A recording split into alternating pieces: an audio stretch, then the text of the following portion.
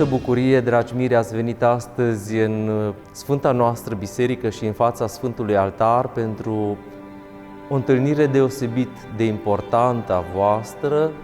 cu Dumnezeu în taina cununiei. Astăzi v-ați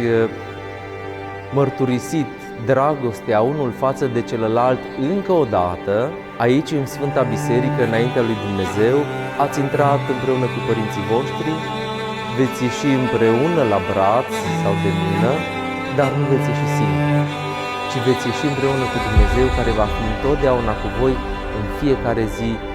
de acum înainte. Până acum, cu siguranță a fost Dumnezeu cu fiecare dintre voi în parte, dar de acum înainte va fi cu voi ca familie.